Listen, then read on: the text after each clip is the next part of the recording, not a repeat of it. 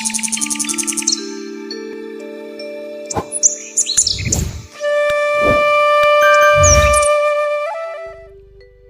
বন্ধুরা, আজকে যে ভিডিওটি আপনাদের সামনে তুলে ধরার চেষ্টা করছি সেটা এই বর্ষার জন্য প্রচণ্ড কার্যকরী একটি। তার কারণ আমরা এই বর্ষাতে সকলেই, বিশেষত এই কাগজ ফুল বাগানবিলাস গাছের যে প্রবলেমগুলো দেখতে পাই, সেটার মধ্যে একটি প্রবলেম হচ্ছে ছাল পচে যাওয়া, আরেকটি হচ্ছে পাতা ঝরানো, অতিরিক্ত বৃষ্টিতে অতিরিক্ত নাইট্রোজেন। আর সেই নাইট্রোজেনে কিন্তু ছাল পচে যায়। যাদের বাইরে গাছ আছে, যাদের ড্রেনেজ সিস্টেম খুব ভালো নয়, বা একসঙ্গে 4 দিন 5 দিন 6 দিনের নিম্নচাপ, তখন কিন্তু এই কচি কচি পাতার উপর একটা এফেক্ট হয়।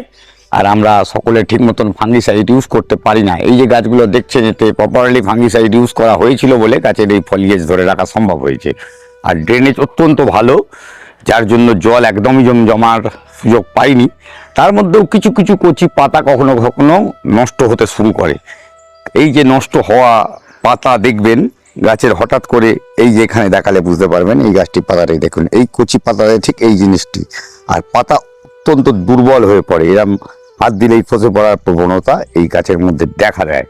এর কারণ হচ্ছে গাছের কিছু কিছু খনিজ লবণ, যেগুলো গাছ থেকে ধীরে ধীরে কমতে থাকে, মাটি থেকে ড্রেনেজ হতে থাকে। আর সেই ড্রেনেজ হয়ে যাওয়ার জন্য গাছের স্টেমের মধ্যে বা গাছের কোষ প্রাচীরের মধ্যে যে প্রবলেমগুলো দেখা দেয়, সেগুলো নিয়ে আসে গাছের অসুবিধার মেন কারণ। এই যে পাতা, এই পাতার মধ্যে অতিরিক্ত বৃষ্টি যখন হয়, সেই বৃষ্টি হওয়ার ফলে এই পাতা নরম হয়ে পড়ে। সারাদিন জল, তাতে গাছের পাতা নরম হয়। আর নরম হলেই গাছের পাতার উপরে ধীরে ধীরে ফাঙ্গাল অ্যাটাক হয়।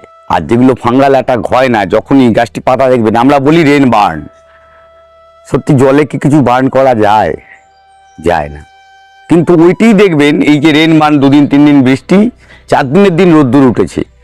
এই রোদ্দুর ওঠার পরে যখনই আপনি দেখবেন একটুখানি কটন সান এসেছে, 2 ঘন্টা 4 ঘন্টার জন্য রোদ্দুর, কিছুক্ষণ পরে গিয়ে দেখবেন পাতাগুলো শুকিয়ে শুকিয়ে গেছে, পাতা কার্লি হয়েছে, পাতা কালো স্পট এসে গেছে। এই প্রবলেমগুলো দেখা দেয়। আর এই প্রবলেম থেকে গাছকে রিকভার করার আগেই আমরা দেখি গাছের ডাইব্যাক। কিছু জায়গায় গাছের ডালের মধ্যে, স্টেমেতে কিছু কিছু স্পট জায়গাতে দেখবেন পার্সিয়াল স্পট দেখা দিয়েছে। সেই স্পট থেকে গাছটি দুর্বল হয়, গাছের ডালটি নষ্ট হয়ে যায়। এই প্রবলেমকে সলভ করা যায়, কিন্তু গাছটিকে যদি এই ধরনের কিছু গাছ হয়, সেই গাছটিকে রেস্ট্রিক্টেডলি একটু শেডে গিয়ে রাখতে হবে, জল জমার প্রবণতা বন্ধ করতে হবে। আর সেটি করলে অনেকখানি সফলতা পাবেন। তার জন্য আজকে যে হরমোন চ্যানেলটা নিয়ে আলোচনা করব, সেটি হচ্ছে ক্যালসিয়াম নাইট্রেট। আপনারা চেনেন সকলেই ক্যালসিয়াম নাইট্রেট। ক্যালসিয়াম নাইট্রেট এমন একটি জিনিস, এই ক্যালসিয়ামে গাছের এই কোষ প্রাচীর শক্ত করতে সাহায্য করে। এই ক্যালসিয়াম আমাদের যেমন শরীরে, মানুষের শরীরে যেমন ক্যালসিয়াম হাড়ের আমাদের যে পরিপূর্ণতা লাভ করায়, যার জন্য অনেকেই বলে দুধ সুষম আহার, তার মধ্যে ক্যালসিয়াম থাকে। এছাড়াও অন্যান্য টক জাতীয় কিছু কিছু জিনিস, তাতেও ক্যালসিয়াম থাকে। আদার্স অন্যান্য জিনিসেও ক্যালসিয়াম প্রচুর পরিমাণে পাওয়া যায়। আর ঠিক ক্যালসিয়াম নাইট্রেটের মধ্যে ক্যালসিয়াম কিন্তু প্রচুর পরিমাণে থাকে। আর সেই ক্যালসিয়াম নাইট্রোজেনের সঙ্গে একসঙ্গে মিলিত হয়ে খুব তাড়াতাড়ি, মানে নাইট্রোজেনের সঙ্গে ক্যালসিয়াম পেলে ওটা কিন্তু খুব তাড়াতাড়ি ত্বরান্বিত হতে শুরু করে। আর গাছ কিন্তু যখনই অসমোসিস চলে গাছে, তাতে কোষ প্রাচীরে গিয়ে কোষ প্রাচীর গঠন করে, কোষ প্রাচীর শক্ত করে, আর গাছের ডাল সুঠামো তৈরি করে। তাতে করে গাছের মধ্যে রোগ প্রতিরোধ ক্ষমতা, যেটি এই যে গাছের ডালটি হঠাৎ দেখবেন নুয়ে পড়েছে একটি জায়গা থেকে, এটা কিন্তু খুব কমন প্রবলেম। আপনারা দেখবেন এই জায়গায় নরম ডাল, এখান থেকে গিয়ে গাছের ডালটি পচে গেল, গিয়ে শুয়ে পড়ল। এই জিনিসটি খুব কমন। কিন্তু এটি যদি ধীরে ধীরে এরা স্বাবলম্বী হয়ে উঠতে পারে, শক্ত হয়ে উঠতে পারে, সেই ক্যালসিয়ামের কাজ করবে। সাথে করে রইল নতুন পাতা গজানোর ব্যাপারটি। আমরা বলি সালফারে গাছের নতুন পাতা গজাতে সাহায্য হয়, নাইট্রোজেনের প্রভাবে একসঙ্গে কাজ করে ওটা।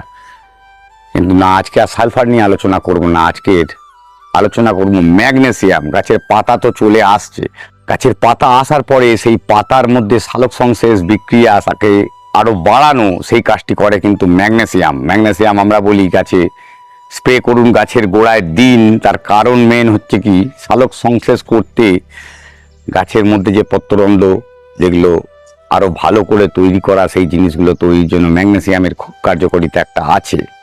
আর সেই জিনিসটি হচ্ছে ম্যাগনেসিয়াম নাইট্রেট। ম্যাগনেসিয়াম আপনারা সকলেই জানেন, চিনির দানার মতন দেখতে হয়, একদম খুব কমন জিনিস। আর এটি যদি ভালো ল্যাব গ্রেডেড মাল হয় তার কোনো কথাই নেই। ল্যাব গ্রেডেড যে কোনো জিনিসই তার খুব ভালো একটি গুণ থাকে। আর এই ধরনের জিনিস যারা ইউজ করবেন কখনোই খোলা রাখবেন না। এই যে আমি খুলে দেখালাম, এটি যদি খুলে 1 ঘন্টা রেখে দিই, এর একটুখানিও অবশিষ্টাংশ থাকবে না, পড়ে থাকবে কিছুটা জল। কেন নাইট্রোজেন খুব তাড়াতাড়ি এখান থেকে বাইরে বায়বীয় হতে শুরু করবে, আর হলেই কিন্তু ধীরে ধীরে জলে পরিণত হবে। আর তার সঙ্গে যেটা ক্যালসিয়াম নাইট্রেট বলেছি, এই ক্যালসিয়াম নাইট্রেটও ঠিক এক, কারণ এমনি নর্মাল ক্যালসিয়াম নাইট্রেট রাখলেই দেখবেন সঙ্গে সঙ্গে জল হতে শুরু করে। আর এটি ল্যাব গ্রেডেড একটি ক্যালসিয়াম নাইট্রেট, এটি নিয়ে কথা বলছি, কারণ এর অ্যাকশান খুব ভালো কাজ করে। আর ইভেন এটা 1.5 থেকে 2 গ্রাম, কখনো কখনো একটু ভালো করার জন্য আমরা ম্যাক্সিমাম 3 গ্রাম অবধি পার লিটার জলে দিয়ে স্প্রে করতে পারি। তা আমি এখানে আপনাদের বেশি দেওয়ার জন্য কখনোই সাজেস্ট করব না। 1 গ্রাম, এটি 1 গ্রাম, মানে ক্যালসিয়াম নাইট্রেট যেটি সেটি 1 গ্রাম, আর ম্যাগনেসিয়াম নাইট্রেট সেটি 1 গ্রাম। এখানে দেখুন দুটোর মধ্যে কমন ভার্সন হয়ে যাচ্ছে, কিন্তু সেই নাইট্রোজেন নাইট্রেট, সেই নাইট্রেট রয়েছে। বাকি এক্সট্রা অ্যাডিশনাল থাকছে কি, একটা ক্যালসিয়াম, একটা ম্যাগনেসিয়াম। আমরা অনেক সময় বলি বা অনেক সময় অনেক কিছু করি, সেখানে চিন্তা ভাবনা করি না এই কেমিক্যাল কম্পোজিশন। এই কেমিক্যাল নিয়ে আমরা সকলে কিন্তু অবহিত নয়, কোন কেমিক্যালের সঙ্গে কোন কেমিক্যাল রিয়াক্ট করে। কখনো কখনো কিছু কেমিক্যাল দুটোর সঙ্গে মিশে গিয়ে বেশ কিছু মেটালিক কেমিক্যাল তৈরি করে। সেই মেটালিক যখনই তৈরি হয়, সেটা গাছের পক্ষে নেওয়া কখনোই সম্ভব হয় না। মাটিতে গিয়ে স্যাচুরেটেড হয়ে দিনভর ওখানে মাটির সামনেই বসে থাকে। ইভেন গাছের গোড়ায় যে রুট, সেই রুটের ওখানেও একটি অয়েলি প্রপোর্শন তৈরি করে দেয়। গাছের খাদ্য যে জল টানার ক্ষমতা, সেসব সমস্ত কিছু ধীরে ধীরে নষ্ট হতে শুরু করে। তো এই জন্য আপনারা যখনই করবেন সেটি সম্পর্কে জানার চেষ্টা করবেন। এখানে এই ক্যালসিয়াম নাইট্রেট এবং ম্যাগনেসিয়াম নাইট্রেট যে কথাটি বললাম আমি, এই দুটি কিন্তু সহজে জলে দ্রবণীয়। যেরকম একেবারেই আপনার চিলেটেড ভার্সান হয়ে থাকে আর সেই জলে খুব তাড়াতাড়ি গুলে যেতে পারে, ঠিক তেমনি এই দুটির মধ্যে বিক্রিয়াও কিন্তু ঘটে না, কোনো রকম প্রাচীর তৈরি করে না। দুটির সঙ্গে ভালো করে মিশে গিয়ে গাছে ফলিয়া স্প্রে, এই যে ফলিয়া স্প্রে আমি এখানে 2 লিটার জল নিয়েছি, আর দুটিতে 1 গ্রাম 2 গ্রাম করে 4 গ্রাম আছে। এর মধ্যে দিয়ে রেখেছি ক্যালসিয়াম নাইট্রেট 2 গ্রাম, ম্যাগনেসিয়াম নাইট্রেট 2 গ্রাম, 2 লিটার জল। এই 2 লিটার জলটিকে আমরা গাছে নর্মাল ডাইরেক্টলি স্প্রে একদম দেখতে হবে। আর এই স্প্রেটি কিন্তু আপনারা যারা স্প্রে করেন, অনেকে ভাবেন তাড়াতাড়ি মারলে বেশি কাজ করবে না, তাতে ঠিক কাজ হয় না। যেমন অতিরিক্ত রোদ্দুর বা গরম থাকলে মারবেন না, এরকম ঠান্ডা ওয়েদারেই মারতে হবে, ঠিক এইভাবেই মারবেন। নর্মাল স্প্রে হয়ে গেল গাছে। আর এতে করে নতুন পাতা যেমন আসবে, পাতা তেমনি উদ্দীপিত করবে, পাতাকে সবুজ করে তুলবে। পাতা সালোক সংশ্লেষ বৃদ্ধি করাবে ম্যাগনেসিয়াম। নাইট্রোজেন পাতাকে শক্ত করে তুলবে। নাইট্রোজেনের সঙ্গে রয়েছে আবার ক্যালসিয়াম আরও সুন্দর গাছের পাতাগুলোকে তৈরি করবে। আর সে তৈরি করে গাছকে আপনাদের সুন্দর, মানে আমরা যে বগনভেলিয়া করি সকলে, সেই বগনভেলিয়া কিন্তু সুন্দর একদম বর্ষায় যদি পাতাবার হয়ে দাঁড়াতে পারে আপনাদের বগনভেলিয়া, অবশ্যই সেটি ভালো রূপ নেবে। ঠিক বর্ষার পরে, মানে আমাদের যে অক্টোবর নভেম্বর মাস থেকে যে ফার্স্ট ব্লুমিং শুরু হয়, সেই ব্লুমিংয়ে গাছ কিন্তু খুব ভালো অংশ নিতে পারবে। আর সেটি করার জন্য এইভাবে স্প্রে আপনারা করতে পারেন। যারা করেন, যারা বোঝেন কেমিক্যাল সম্বন্ধে একটু আধটু নলেজ নিয়ে কিন্তু আপনারা করবেন। অতিরিক্ত পোর্শন যদি কোনো কিছু কেমিক্যাল আপনারা মিশিয়ে ফেলেন, আর এর সঙ্গে কখনোই সালফার জাতীয় যে কোনো জিনিস আপনারা মেশাবেন না। কেন সালফার আমরা আগেও বলেছি, এই গাছটির ওপরে সালফার এরকম রোদ্দুর ছিল, দিনের বেলায় আমরা সালফার স্প্রে করেছিলাম, আপনাদের কাছে ভিডিও করে দেখিয়েছিলাম আমরা। সেখানে আমি পরবর্তীকালে লিখেও দিয়েছিলাম যে সালফার জাতীয় কিছু, যেখানে সেটাই ছিল আমাদের ফেরোম্যাক।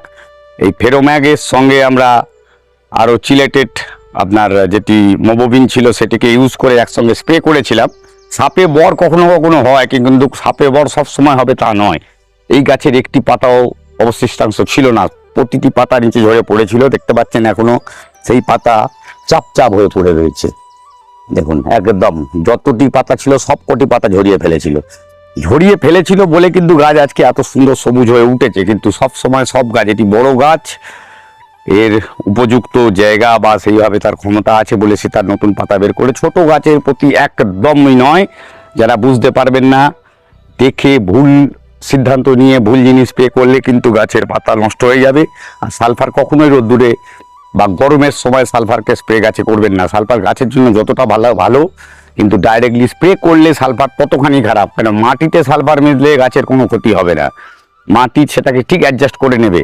কিন্তু ডাইরেক্টলি ফলিয়ার স্প্রের মাধ্যমে যদি সালফারকে গাছে দেন, আর সেটি যদি রোদ্দুরের মধ্যে পড়ে যায় অথবা প্রচণ্ড হিটে থাকে, মানে 30 ডিগ্রির নিচে যদি টেম্পারেচার থাকে, তখনই সালফার প্রয়োগ করা ভালো গাছে ফলিয়ার স্প্রে হিসেবে। 30 ডিগ্রির উপরে টেম্পারেচার হলে সালফার কিন্তু ভালো কাজ করবে না, এতে বিপরীত হতে পারে। আর নাইট্রোজেন, ম্যাগনেসিয়াম, ক্যালসিয়াম যেটি মিশিয়ে আমি বললাম ইউজ করার, যেভাবে স্প্রে করলাম এভাবে স্প্রে করতে পারবেন। চেষ্টা করবেন এরকম সানি ওয়েদারে ইউজ না করার। আমি ভিডিও করার জন্য বাধ্য হয়ে দেখাতে হচ্ছে। সানি ওয়েদারে একদম নয়, বিকালের দিকে করবেন, বৃষ্টি হবে না ঘন্টা 4-5 সেরকম সময় দেখে করবেন। আশা করি আপনাদের গাছ সুন্দর হয়ে উঠবে। যদি ভালো লেগে থাকে সঙ্গে থাকবেন। দেখা হবে আর একটি ভিডিওতে অমিতের সাথে, অভিজিৎ হর্টিকালচারে, ঠিক দুপুর 1টায়। নমস্কার।